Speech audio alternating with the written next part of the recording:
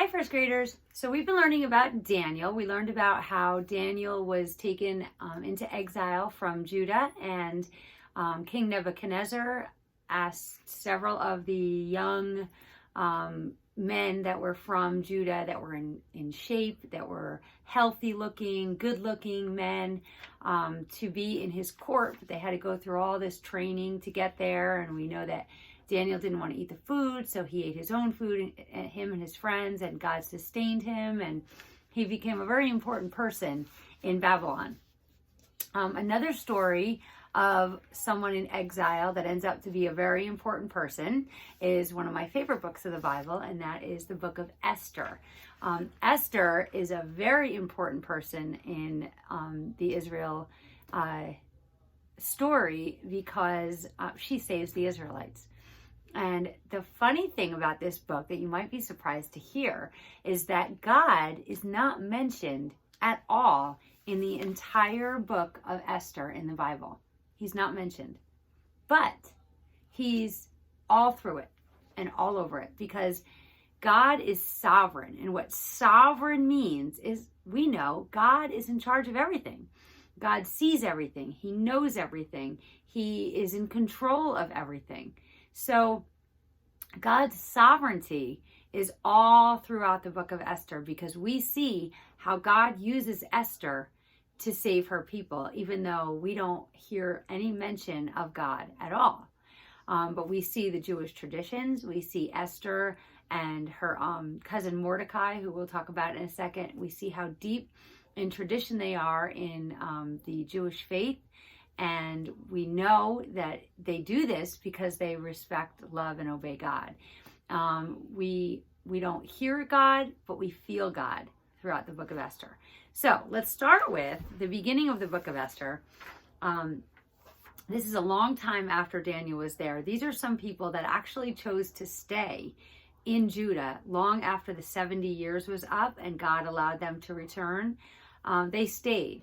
And they're still foreigners, but they kind of have blended in with the culture.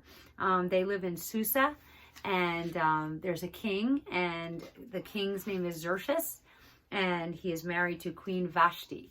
Okay, well, back in those days, it was normal for king to have a big giant banquet that went on for days and days and days and days with only men, and they would drink. And do things that were stupid, such as drinking too much and making bad decisions. And we know that this is not the way God wants us to live, but they didn't know God. And so sadly, some bad decisions are made by King Xerxes throughout this book in the many banquets that he holds. Okay, so this first one, he has this banquet and there's this big celebration and it goes on for days and days and days. And at the same time, Queen Vashti is having her own banquet with women. And they're having fun and they're talking and they're drinking and they're doing things that they should not be doing, such as drinking too much and making bad choices. Well, King Xerxes, his men say, bring your wife in, let her dance for us, let her come visit us. And King Xerxes orders Queen Vashti to come into his banquet, and she says no. And he orders her again, and she says no, and she does not come. She doesn't want to be entertaining. She wants to be with her friends. So she says no. Well, this does not go well with the king because King Xerxes is now with all of his friends. They're drinking. And he has a lot of pride. And he's thinking, wait a minute, my wife is disobeying me in front of all my friends. So he orders Queen Vashti to leave. And she is banished. And now he needs a new queen. Because the king has to have a queen. Okay, but back then, it wasn't like it is today, where people meet and they fall in love and they date and they get married and they have a life together. It was a little different. And it was especially different for the king. The king wanted a bride to be a specific way and learn specific things and talk a certain way and act a certain way. So, and look a certain way. So he called for all the young women of Susa to come and kind of audition to be his bride, to be the new queen. So let's pause that. Let's leave that right here for a second.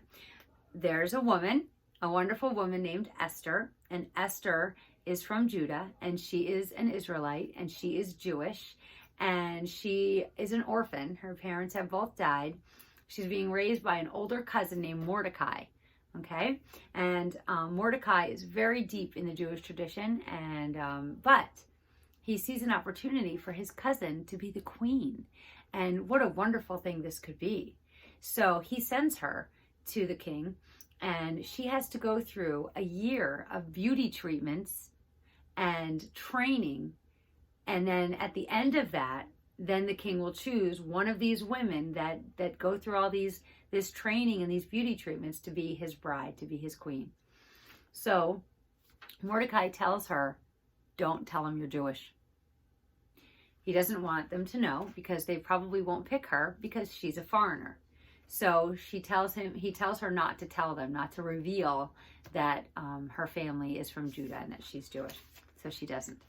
So Esther goes and she does these beauty treatments, and it's a year long, which kind of reminds me of Daniel, because Daniel had to go through all this training. His was a couple of years, but it's the same idea.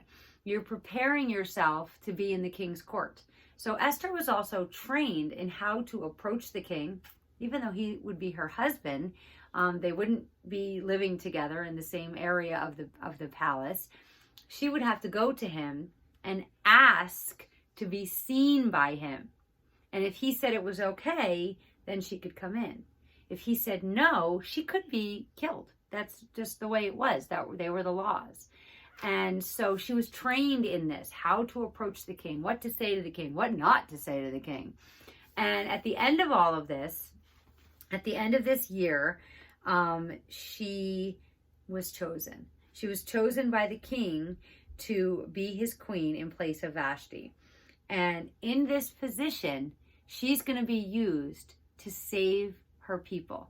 So we see right from the beginning of Esther that this is all God's plan. Even though they don't say it's God's plan, but we know, looking back at this story, that God is all through this story, and he is in control and he is sovereign over Esther's life. Okay, so Esther becomes queen, and she moves into the palace, and she is adorned with all this beautiful jewelry and clothes, and something that a young Jewish woman from Judah, being a foreigner in another country, would never experience. And she has to leave Mordecai, and she can't really have a lot of contact with Mordecai because they would know that she was Jewish. So they kind of made a system where he would tell a guard, and a guard would tell her servants something, and then the servants would tell Esther. And that's how they would get messages back and forth to each other. Okay, just to say hello and how are things going and things like that. Okay, so we're going to learn about Esther for the next couple of days, and how there's a bad guy in this story. See, this story is very neat to me because it's intriguing. It's like a movie, and there's a bad guy, and there's the heroine, the hero, the woman who's a hero is called a heroine, and she ends up doing something so great and so grand and saves her people. Then there's the king, who, like most kings that we've met, he's very prideful, and all they have to do is feed his ego and feed into him being number one, and he's happy.